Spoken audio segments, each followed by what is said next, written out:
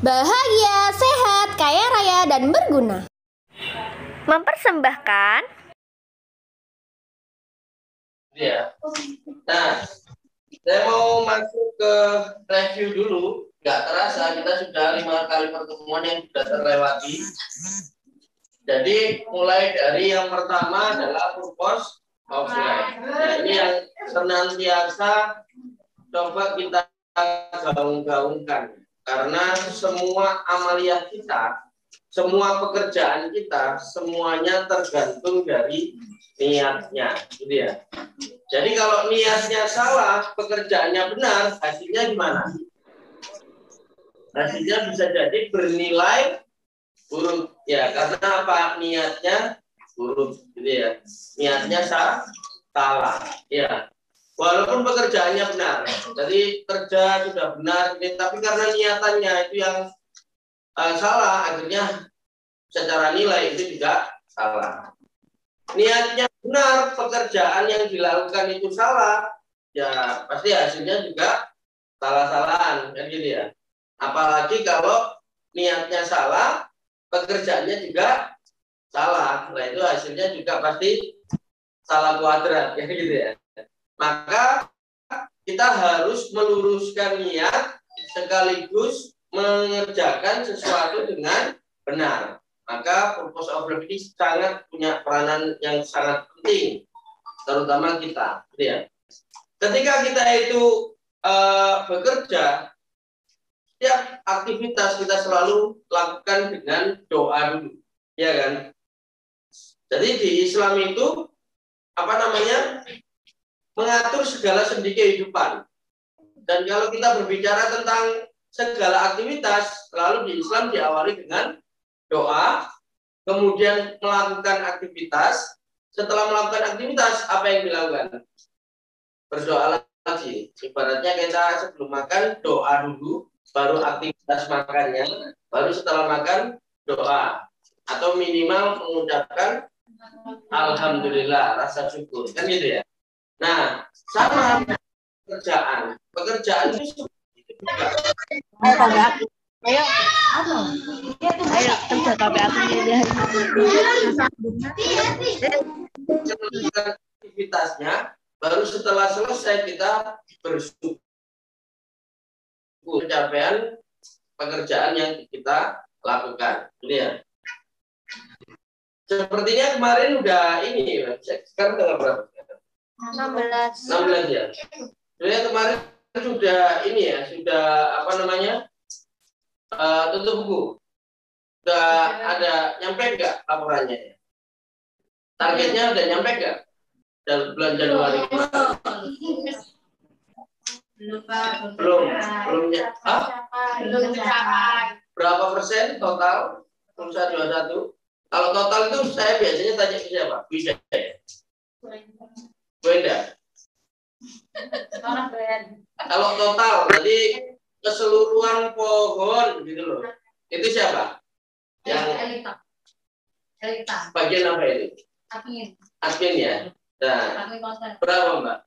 Dari apa realisasi berapa, terus berapa prosentasenya? Nah, Pencapaian sama target.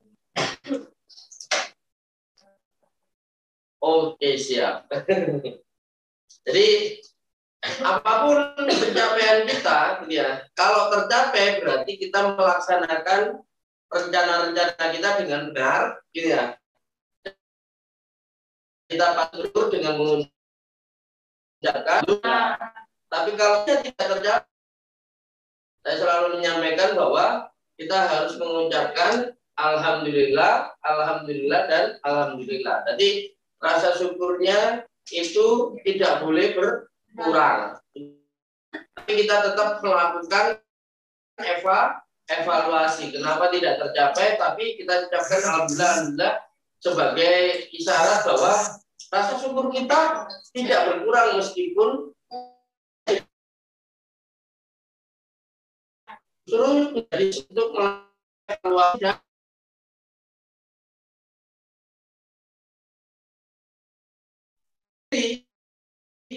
oleh Allah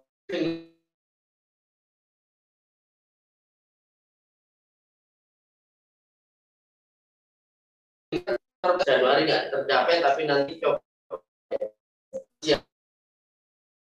namanya sesuatu yang kadang nah kan ini ya. Sampai Januari nggak nyampe ini. Itu kalau itu nggak bersyukur, nggak evaluasi. Kalau nggak evaluasi,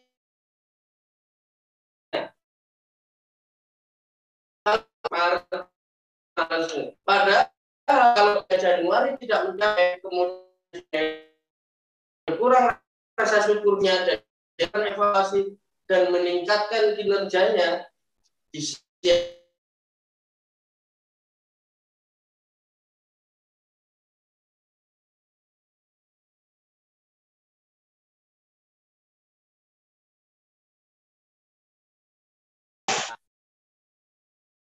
syaratnya apa? Yaitu tadi tidak berkurangnya rasa syukur dan tetap melakukan evaluasi dan meningkatkan produktivitas. Sama, kita juga harus seperti itu. Yang pertama. Yang kedua adalah business mastery, seperti biasa terkait dengan visi, misi, budaya, aturan perusahaan, goal. Nah ini terus kita buat ya. Dari bulan ke bulan, dari minggu ke minggu, dari hari ke hari, kita harus berorientasi pada target. Gitu ya. Tidak boleh ada di satu ruangan ini sekalipun yang tidak paham sama targetnya. Nah, apalagi tidak paham sama pekerjaannya. Sudah target tidak paham, pekerjaannya tidak paham. Akhirnya apa yang dilakukan? Menyibukkan diri. Ya. Beda orang itu sibuk dengan orang itu produktif. Kalau orang itu sibuk, pokoknya dia itu targetnya adalah capek. Kalau nggak capek berarti nggak tercapai. Tapi kalau orang produktif, targetnya adalah menghasilkan sesuatu. Nah, hari ini saya sudah menghasilkan atau berkontribusi terhadap apa, gitu ya? Menghasilkan apa hari ini untuk perusahaan 21? Ya. Menjual perdana berapa misalkan. Terus kalau HRD menginterview karyawan berapa atau melatih karyawan berapa kan gitu ya. Nah, dan sebagainya. Jadi beda orang sibuk dengan orang yang produktif. Perbedaan paling mencolok adalah harus paham yang namanya target. Paling gampang mungkin tim pohon, tim ranting ya sesekali sambil makan ditanyai kira-kira kamu sudah nyampe berapa, targetmu hari ini apa, ditanyai sekilas nggak tahu aku targetnya hari ini lah, ini belum dicatat. Oh berarti ya masih belum paham tentang target gitu ya. Terus agendamu hari ini apa gitu ya, ikut aja Bu misalkan. Saya disuruh manut gitu ya. Oh berarti dia tidak paham pekerjaannya apa kan gitu ya. Jadi gampang nanti tim-tim leader yang ada di sini untuk mengecek kira-kira SDM di bawahnya itu berorientasi pada target atau berorientasi pada kesibukan. Nah, jadi seperti itu ya. Berikutnya redefine your business. Nah, ini beberapa PR kemarin kita review. Ternyata ketika redefine your business ini keliru memahami definisi bisnisnya. Jadi definisi bisnisnya hanya terbatas pada penjualan produk. Jadi rata-rata ketika kerjakan tugas, apa definisi bisnisnya Pulsa 21? Jual paket perdana, jual produk cinaan, jual ini gitu ya. Nah itu kan produknya. Kalau definisi bisnis berarti apa kebutuhan market dan apa masalah market yang hendak dibantu oleh Pulsa 21. Sehingga nanti kita bisa membaca pergerakan pasar itu sehingga Pulsa 21 ini memberikan solusi. Karena definisi bisnis adalah membantu market.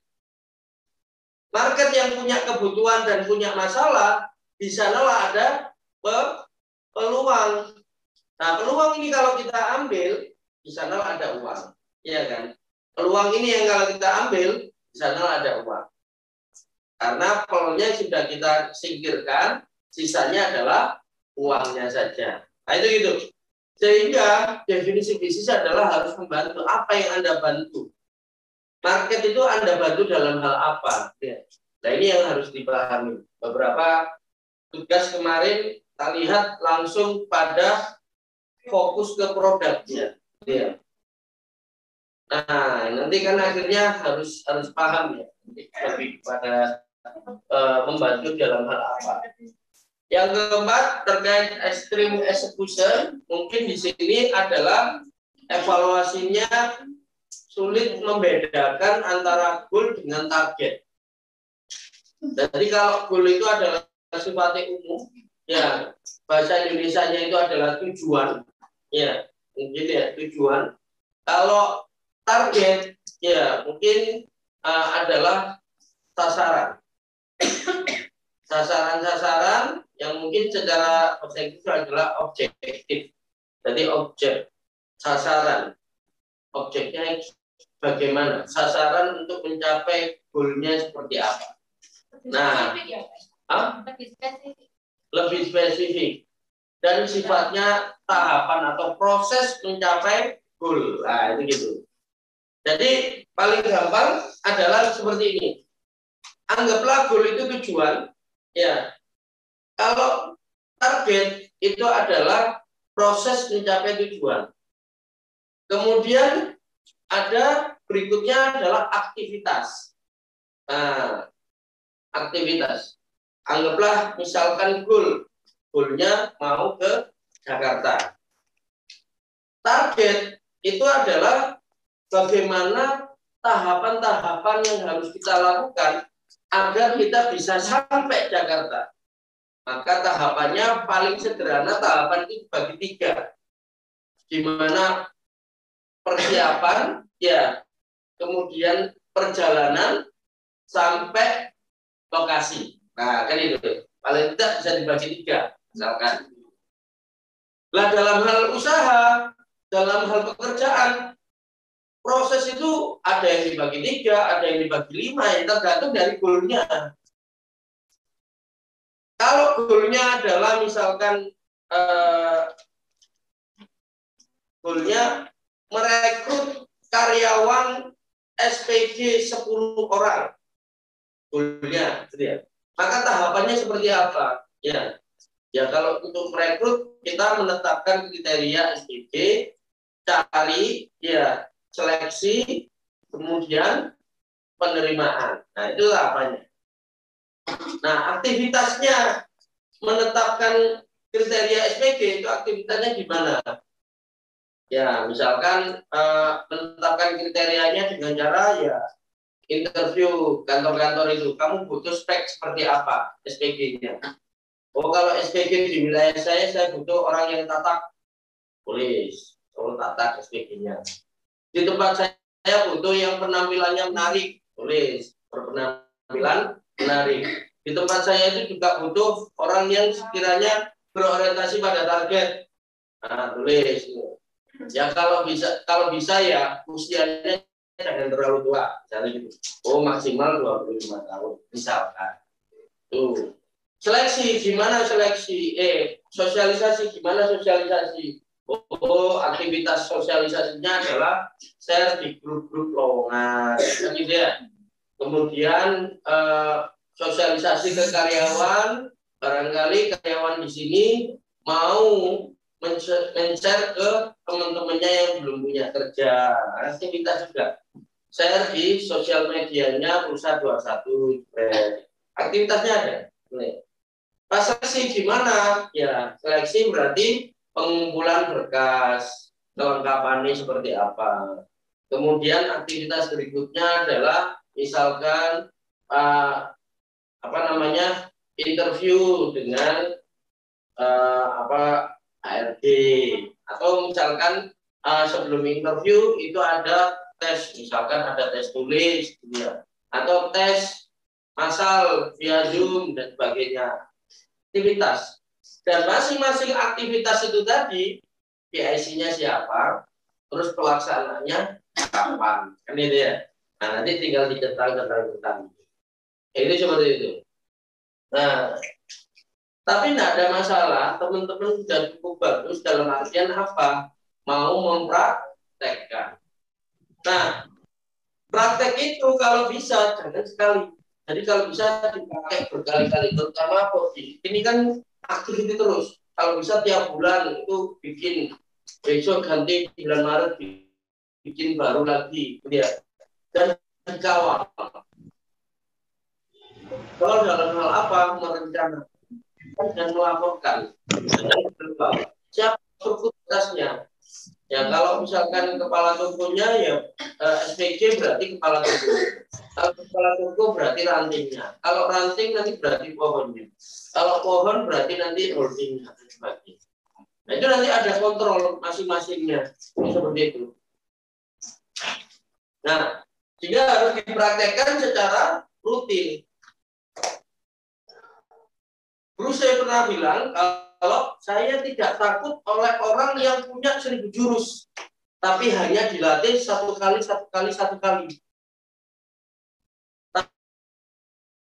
Pada orang yang punya 1 jurus, tapi dilatih 1000 kali. Nah, sehingga kalau dalam hal ini, teman-teman ketika mendapatkan ilmu, pelatihlah 1000 kali. Nah, itu yang jadi ahli. Itu yang jadi buat kita itu hebat itu di sana. Karena kita melatihnya.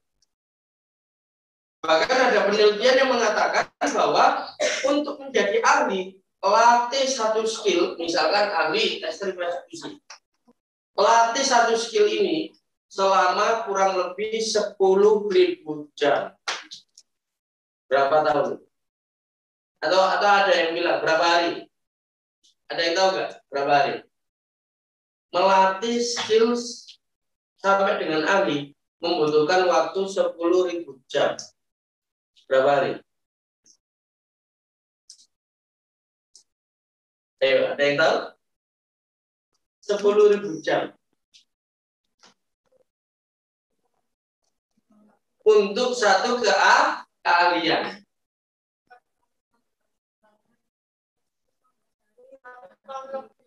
Mau 400 hari. Hitungnya gimana caranya?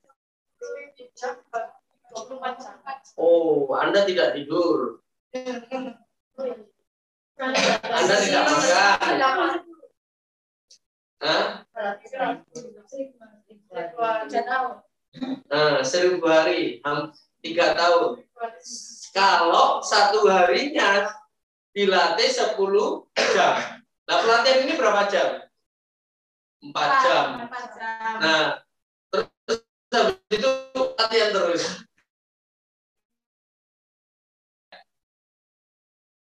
Jadi tidak itu paling Anda kalau melatih 1 skill tidak, anggaplah sama kayak gini.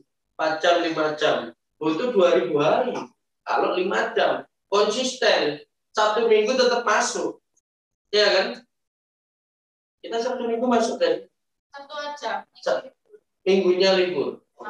Berarti kalau anak toko masuk terus. Masuk terus tapi kan tetap 1 hari. Jadi 1 hari libur. Itu 1000 hari atau 2000 hari kalau 5 jam itu asumsinya hari libur tetap latihan. Jadi contoh ya, teman-teman ada yang kesulitan berbicara di depan forum ini. Ada yang kesulitan, angkat tangan. Ada nggak yang kesulitan? Nggak ada yang kesulitan?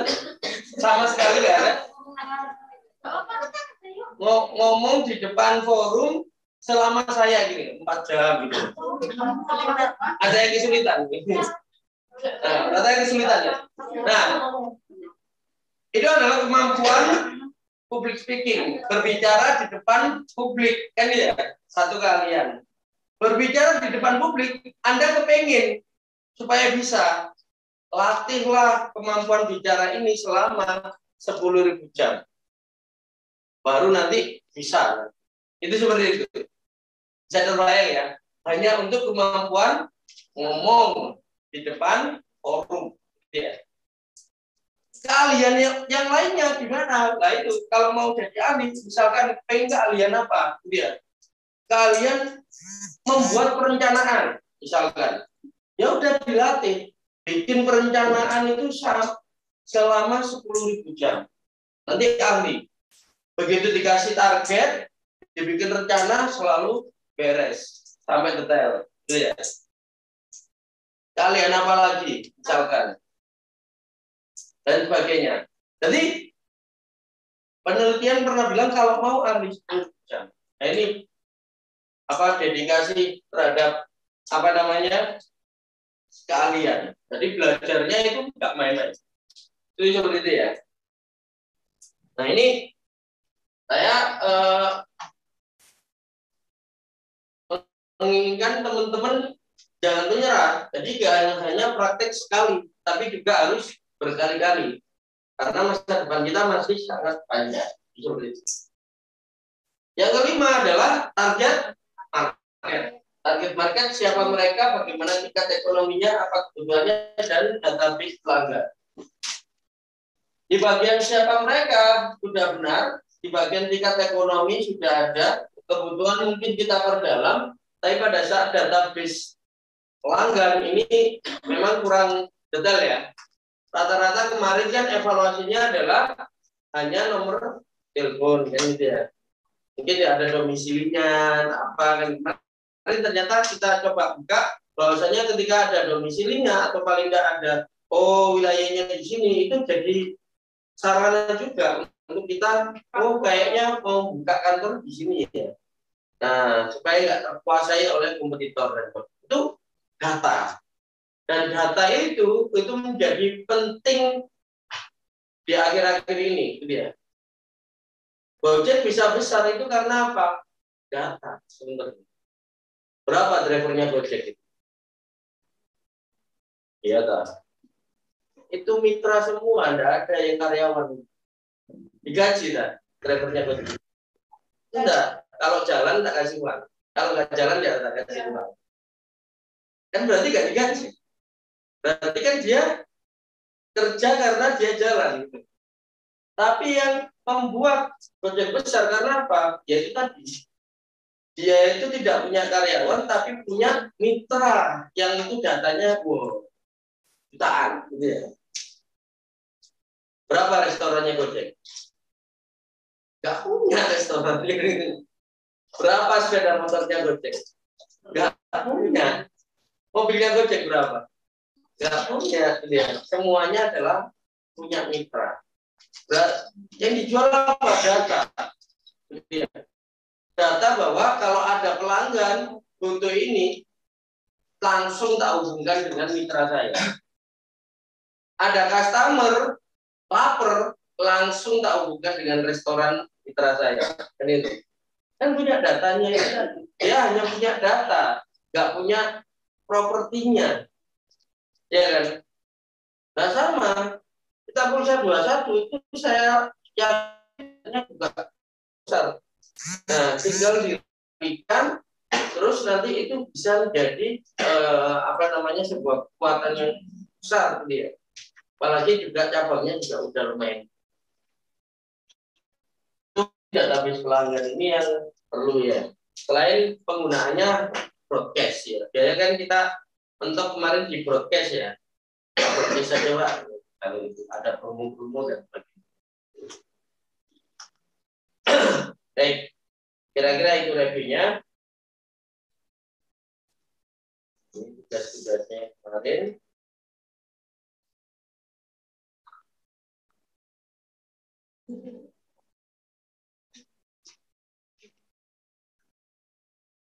Ini ya. Buat database pasar, dengan SWOT dan sebagainya. Kita masuk ke add value. Ya. Di BRM kemarin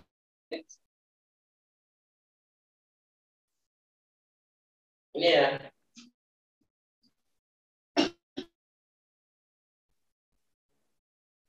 Nah, kalau kemarin itu masuk di kolom ini, kita berbeda di sini. Ini apa lah? Ini jadi di sini. Di sini ada add value sama kompetitor analisis. Nah, ini materinya juga lumayan banyak. Jadi ya. kita simulasikan untuk nilai tambahnya pulsa 21 itu seperti apa ya. Nah, topik pembahasannya adalah tentang yang pertama product mastery. Bagaimana membuat produk yang berkualitas. Nah, nanti dibaca dari beberapa produknya. Nah, kalau hanya produk saja itu kurang powerful, maka harus dikasih yang namanya value atau nilai tambah. Supaya apa? Produk ini berbeda dengan produk ini punya keunggulan dibandingkan produk-produk yang lain. Yang ketiga, terkadang ya kita itu perlu menyesuaikan produk itu dengan permintaan atau keinginan daripada customer. Customer itu ya. Jual paket perdana kan nggak harus di pulsa beli paket perdana kan nggak harus di pulsa 21 kan gitu, kira-kira gitu ya. Maka customer itu semacam punya apa namanya customer raja itu, customer adalah raja itu. Kenapa saya harus beli di pulsa 21? Nah, ini kan harus ketemu customer itu. Bahkan customer itu sekarang itu di tengah informasi sosial media, customer itu tidak atau bisa dikatakan jarang ada customer yang loyal, benar nggak? Contoh nih, kalian makan, ya. Nah, di GrabFood diskonnya 20%. Kalau di Shopee Food diskonnya 50%, kalian pilih lewat mana? Shopee Food. Ya nggak? Besoknya lagi ternyata Shopee Food diskonnya turun. GoFood ngasih diskon, beli satu gratis satu. Kalian pilih yang mana?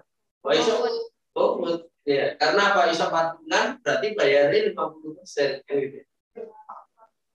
Berikutnya lagi, ternyata GrabFood kan pakai inovasi yang lain. Beli satu gratis satu, free ongkir. Misalnya gitu.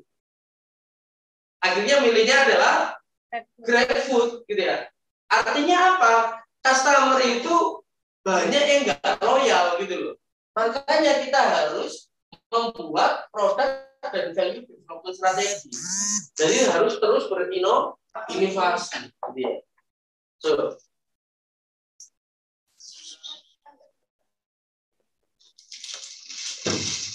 nah, yang keempat adalah menyikapi kompetitor dengan analisis SWOT. Bagaimana caranya kita bisa lebih baik. Kemudian yang terakhir adalah formula akhir dari nilai tambah, yakni formula 5-3-1. Ini bukan formasi sepak bola ya. Jadi formula akhir 5 keunggulan yang 5 keunggulan, 3 yang dan 1 yang satu-satunya. Ya. Pulsa 21 adalah satu-satunya ya, counter pulsa yang ya. Kurang tajam. Ya, kurang besar. Oke.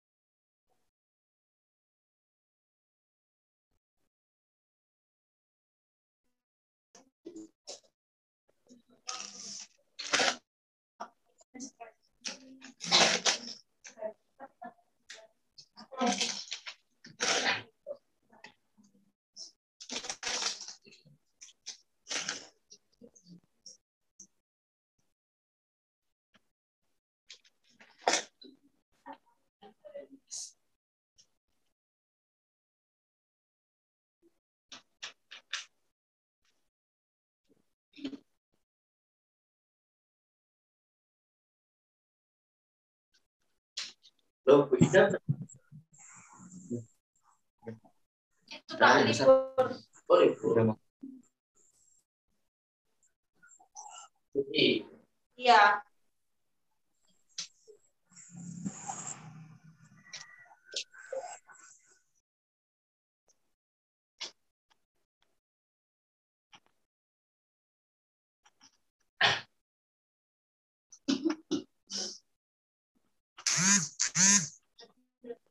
Potong.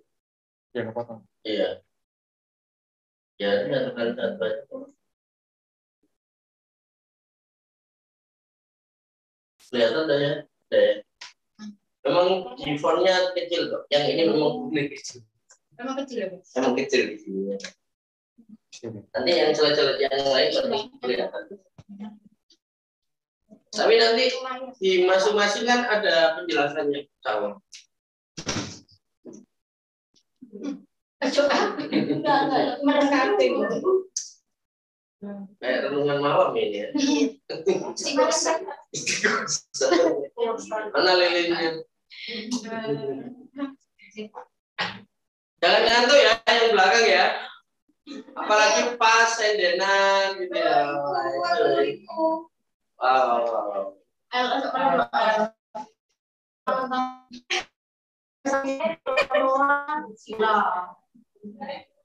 Nah ya, lama-kelamaan Mas Kri naik.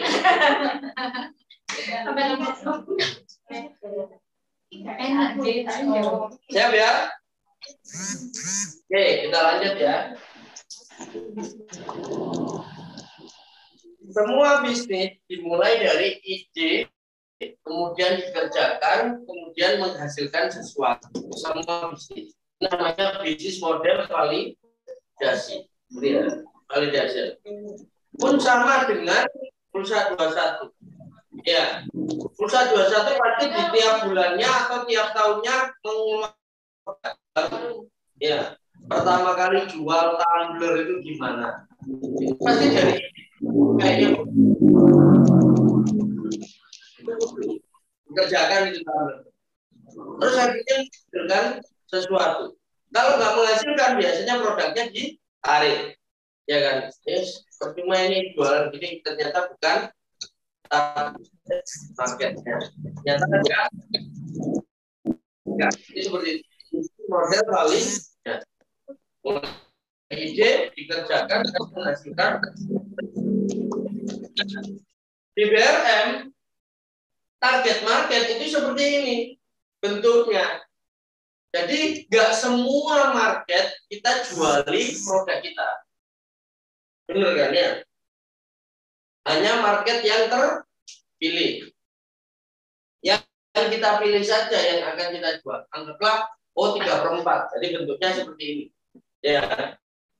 Lalu di kolom ini produk. Nah, produk kita itu punya keunikan.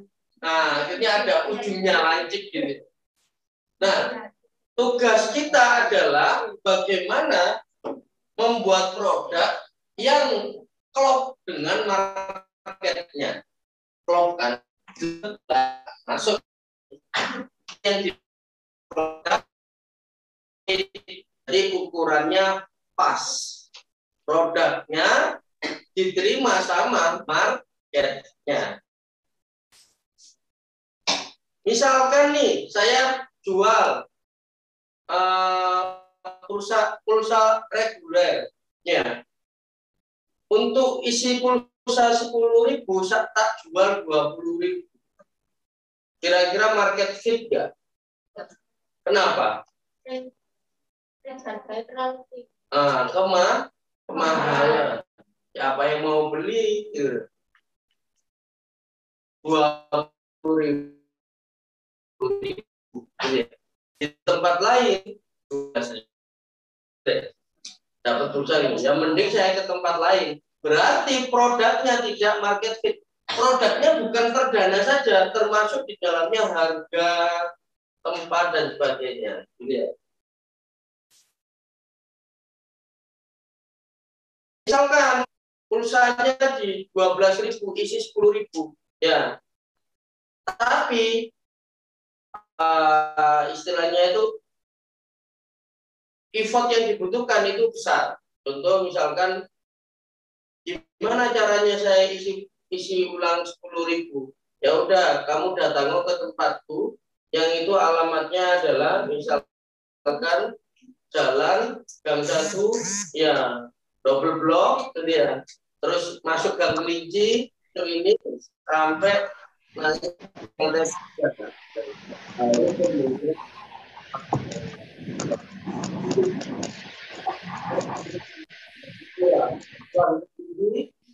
Harus naik lantai 3 dan pembeliannya nggak bisa online misalnya gitu ya.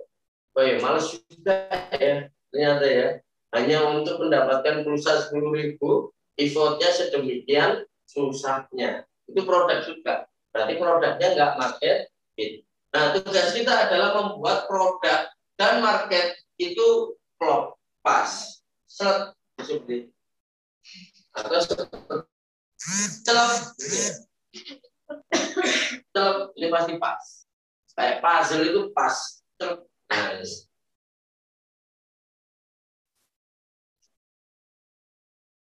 di dalam pemasaran ada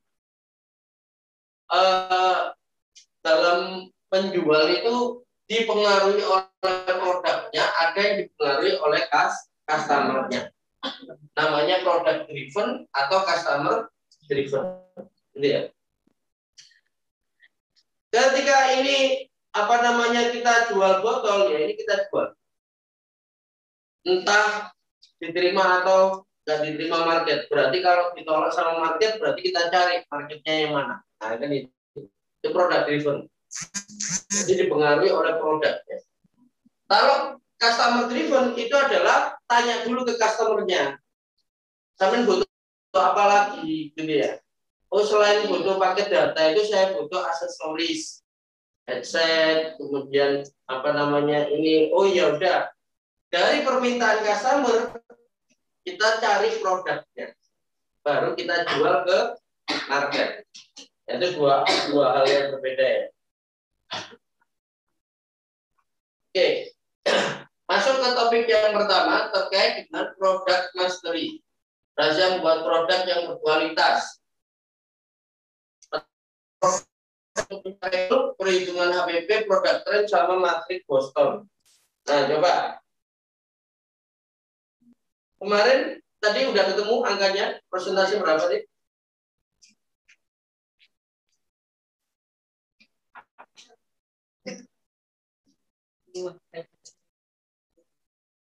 Nah, ini coba. Omset penjualan itu dipengaruhi dari jumlah produknya. Kira-kira kita tahu nggak? Misalkan di sini ada yang, kalau level toko nggak ada ya, level toko nggak ada ya di sini ya. Para toko nggak ada ya. Berarti paling kecil ranting ya. Oke, ranting angkat tangan, yang ranting. Oke, oh ranting banyak juga. Oh, ada yang nggak masuk. Ada yang nggak ikut. Oke, ranting ya. Coba kamu deh. Ya, ranting mana? Ranting pusat. Oke, target omsetnya berapa bulan Februari?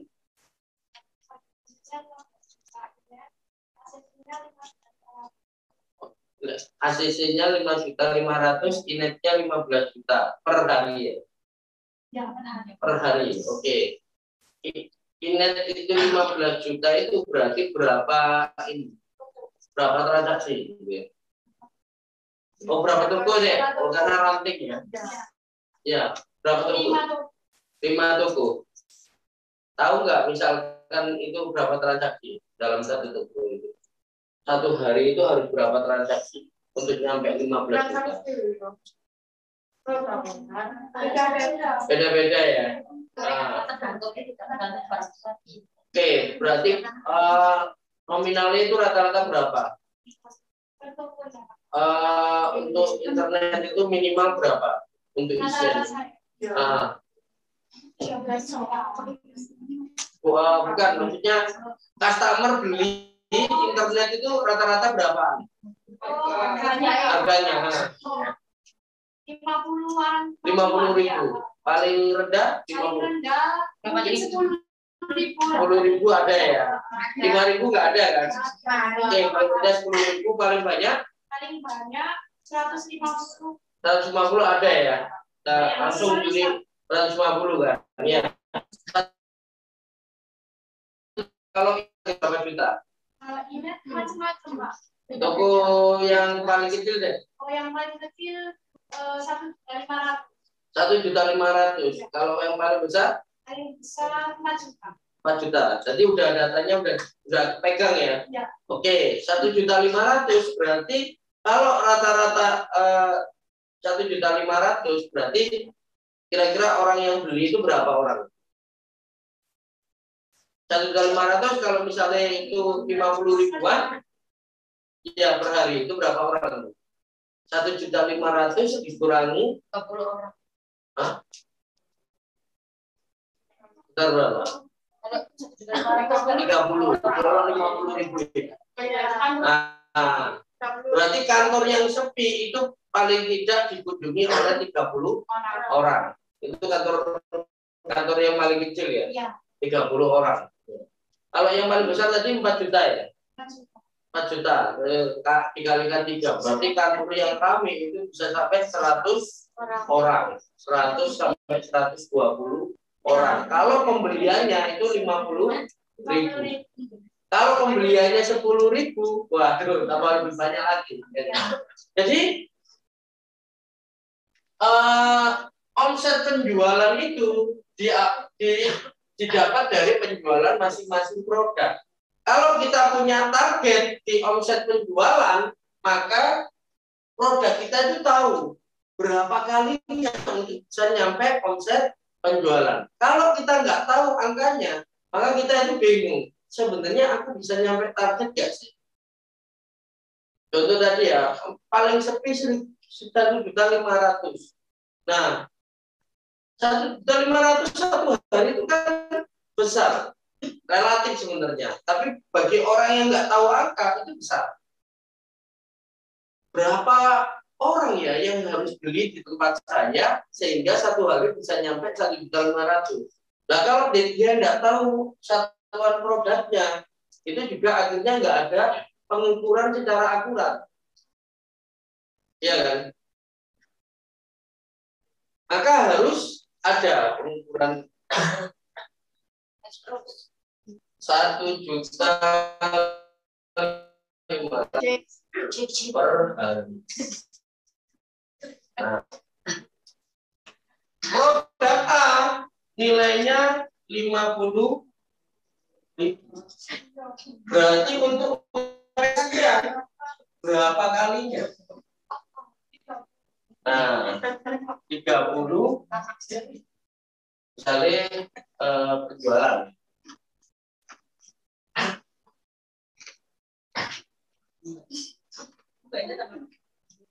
Ternyata di report oleh tim banting, toko ini produk A, ini kita bilang produknya tadi ya, ingat. Nggak pernah, rata-ratanya hanya 20 kali. Berarti kan omsetnya hanya 1 juta. Ada sisa? Berarti kan belum nyampe target. Lah, cara nyampe targetnya lewat mana? Produk B. Apa produknya selain ini? Aksesoris. Aksesoris itu yang paling murah berapa? 10.000. Apa itu? Gurita dari. Gurita 3.000. Gurita itu 3.000.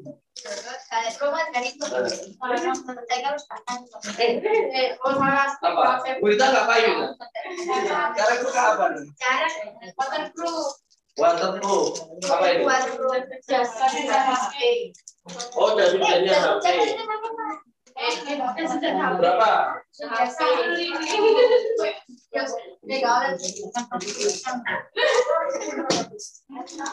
Produk B ini apa? Jas HP. Produk ini biasanya satu hari jual berapa? Berapa kali? Satu hari. 5. Ada hujanan ya. Tuh, ini masih 50.000. Siapa yang dulu? Masih kurang omsetnya. Ayo, masih kurang. Berarti harus dipenuhi dengan produk C. Apalagi produknya? Masker, prokes. Masker. Oke, masker. Sini masker. Masker itu harganya berapa?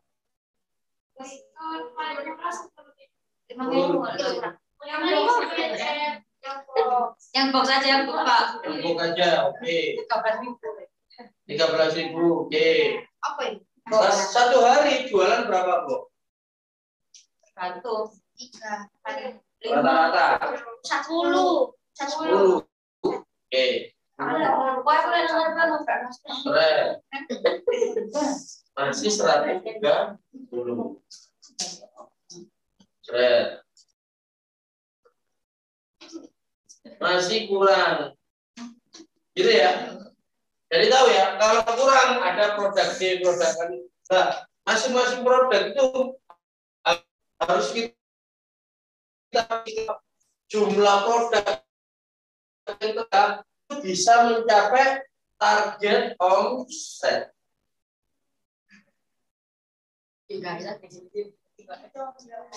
Kalau produknya nggak bisa mencapai target omset, ya berarti seperti omset ini seperti angan-angan. Seperti kita itu menghayal gitu. Karena nggak bisa mencapai target. Di kantor yang lain, oh bisa kalau 150. Bisa jadi produknya ini gampang banget kalau Anda nyampe target 1.500.000. Makanya yang dibesarkan adalah targetnya. Udah biasanya nggak 30, 50, 2 juta. Poinnya adalah kalau kita membuat produk, pastikan bahwa produk itu laku. Dan ketika produk itu laku, jumlah produk yang kita ada itu bisa mencapai target omset yang kita tentukan. Jangan sampai kita membuat target omset, tapi produknya nggak ada. Toko ini ya, pokoknya toko ini tak target 1.500.000. Ternyata di toko itu nggak ada apa-apa. Di toko itu hanya ada misalkan kartu perdana, aksesoris tidak ada, ini tidak ada. Nah ini gimana caranya nyampe 1.500.000? Stok produknya nggak tersedia. Ada yang berarti yang ngatur penyediaan di masing-masing itu. Siapa tuh kan? Produk. Ada di sini? Ada. Online, kunci. Online. Oke, ini menguji. Jadi ini yang ngatur kan? Jangan sampai orang datang itu gini. Beli aksesoris ini, habis. Beli lagi ini, habis gitu. Nah, ini jualan apa? Habis semua. Nggak bisa nyampe target omset. Jadi yang bagian produk itu harus paham. Kalau di tiap-tiap toko itu harus tersedia. Jadi kadang itu bukan karena produknya jelek, bukan.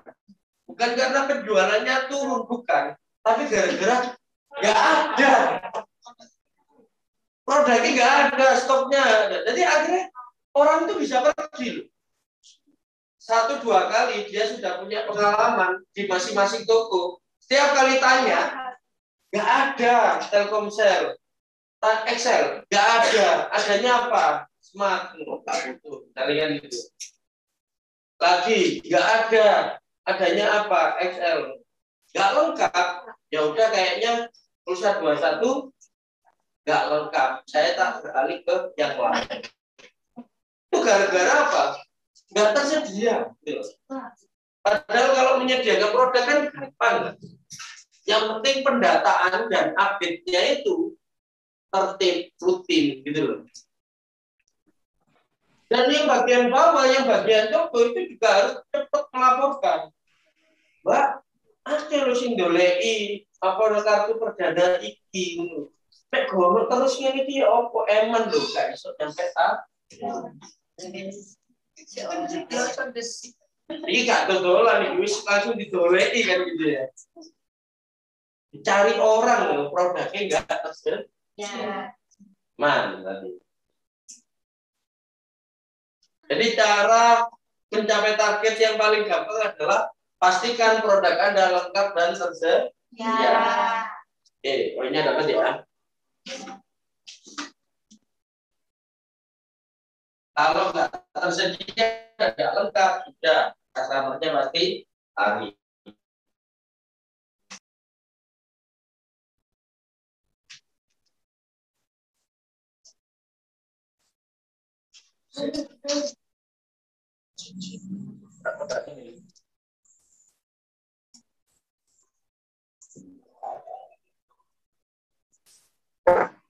Berikutnya adalah perhitungan HPBS update dan ini biasanya bagian holding terkait berapa harga supplier berapa nanti ini kait dengan jangan sampai kita itu jual produk yang fee-nya itu otomatis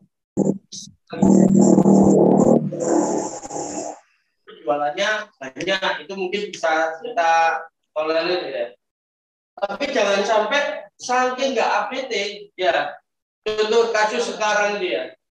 Kalau dulu COVID itu kan yang pertama kali langka masker.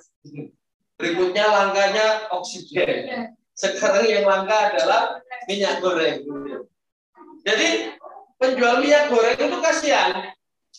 Jualan minyak goreng pulaannya sama harga jualnya itu lebih mahal harga jual. Makanya sampai orang tuh stok minyak goreng habis di mana-mana. Sekarang pulaan 30.000, gitu ya. Pulaan katakanlah ada yang misalnya kemasan yang kecil pulaan 15.000. Ya kan, gara-gara ada kelangkaan gitu tadi. Nah, jangan sampai ini harus update dan valid HPP dan TUDS-nya itu. Jadi kalau kita jual pulsa perdana 12.000, pulsa reguler ya, dapatnya 10.000, pastikan kita jual 12.000, HPP-nya itu di bawah ini. HPP-nya misalkan 10.000. Berarti kan masih ada margin 2.000. Ya kan? Nah, minyak goreng tadi enggak. Pulaannya 15.000. Itu rolas ini minus 2.000. 3.000.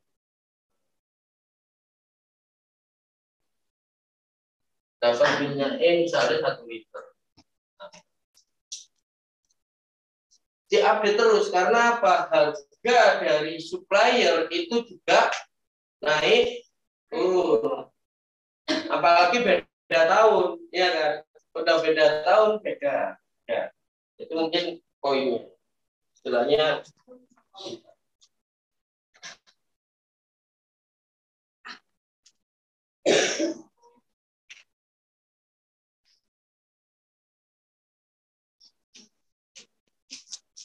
kemudian ada produk tren. Nah, sepertinya dari angka-angka tadi kita pasti tahu ya, produk yang Januari, produk yang paling tinggi ini kan ada produk A, produk B, produk C, produk D, dan produk E. Yang paling tinggi kan misalnya dalam diagram itu, dalam diagram gini, yang paling tinggi kan ini. Oke. Produkmu yang paling laku produk apa? Yang bisa satu. Produk yang paling laku apa? Misalnya Inet itu yang paling laku apa? Kalau saya OSL, ini SL kali itu. Terus yang paling nomor 2 ya Pak E ya? Berarti. Ini Telkomsel. Malah Excel ya? Makanya adalah data kalau Excel. Ada apa? Data buat tim kayak gitu. Kalau jual Excel ada komisi gitu kan? Ya. Oh gitu. Karena dengan providernya. Oke, terus setelah itu yang ketiga Excel, kemudian Smart. Nah, terus Smart Friend.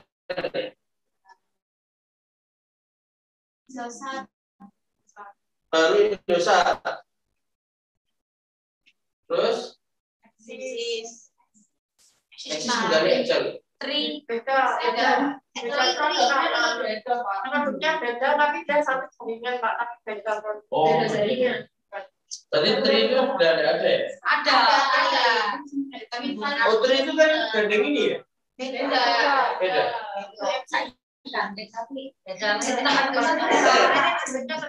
Tri Manajerial aja. apa manajer? Sama kayak ini ya? Kayak ini ya?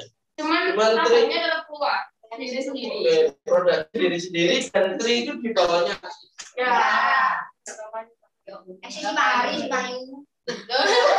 Padahal NAE tri itu kalau saya kan untuk HP apa admin WA gitu, itu kan masa aktifnya 1 tahun, jadi nggak usah ngisi.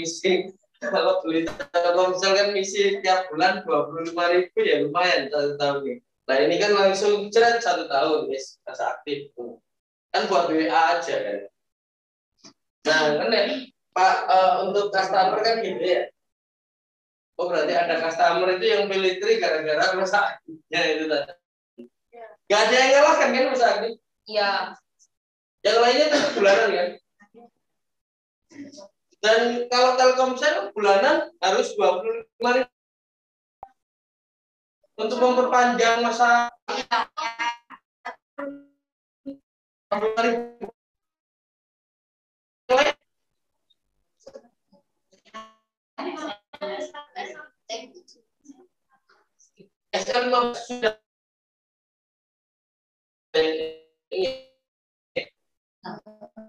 Sudah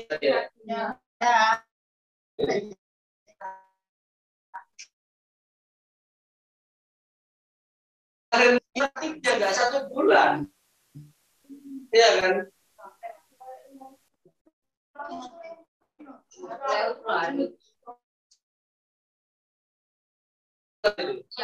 Makanya kan harus 25.000 biar masa aktifnya nambah 1 bulan. Ini Telkomsel. Keren. Kalau Smartfren? Smartfren Berapa nambah masa aktif?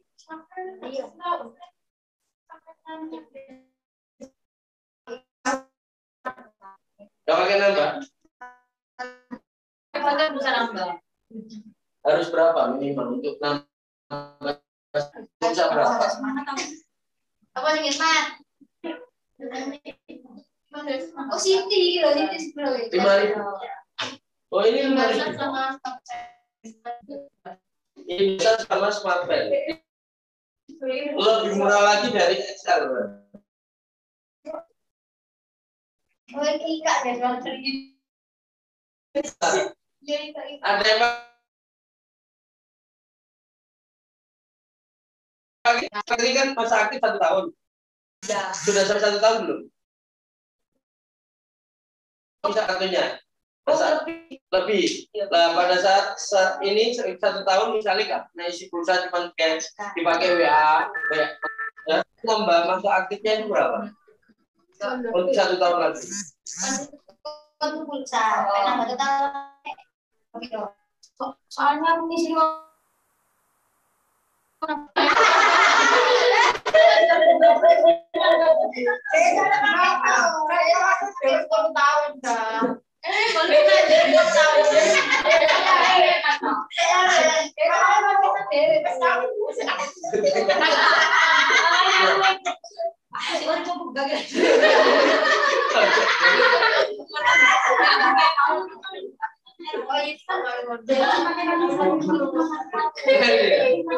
Nah, ternyata ada orang yang Pilih tri karena masa aktifnya. Ada orang yang ini tadi karena apa? Unlimitednya. Ada Telkomsel karena ya sudah jaringannya. Ya. Smartphone-nya Indosat ini apa ya? Middle ya. Karena sudah terlanjur pakai itu ya. Ya namanya. Ini bonusnya Pak. Bonusnya. Oke. Ada produk tren Indonesia. Nah, saya yakin di masing-masing counter itu produk trennya beda. Ya. Nah, sudah terpetakan dulu sama ranting-ranting ini, sama pohon ini. Produk trennya ini. Berapa XL penjualannya? Misalkan, berapa juta ini?